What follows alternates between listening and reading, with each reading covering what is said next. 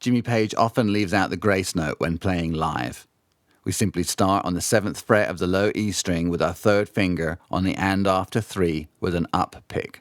Here's measure 1 with the grace note. Here's measure 1 without the grace note.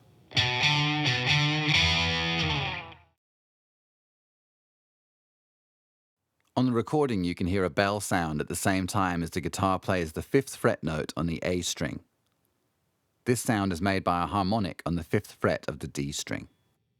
You can play harmonics by lightly touching over the fret. The dots in the middle of the neck are the easiest to make harmonics from. While it sounds like the harmonic is dubbed on later,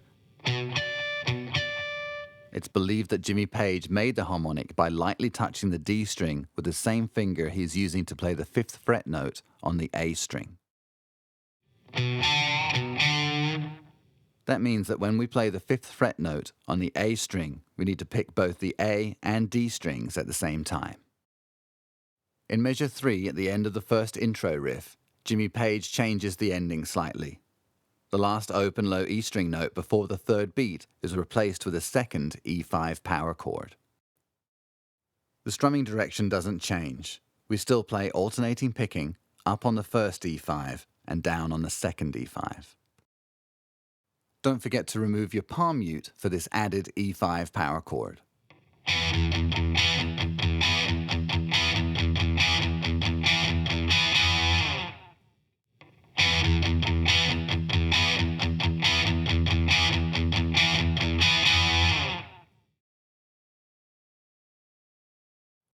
To play the E5 power chord in these videos, I'm using my 4th finger to bar the D and G strings at the same time. This technique is also handy for muting the B and high E strings that we don't want to ring out. Alternatively, you could bar the D and G strings with your 3rd finger. Another option would be to not use the bar at all and put your 3rd finger on the D string and your 4th finger on the G string. Jimmy Page is known for his overflowing creativity. He's the kind of player that doesn't play things exactly the same way twice. Jimmy plays Whole Lotta Love quite differently live, with more of an alternating strumming approach than a pedal tone. This is a typical example of what he might play.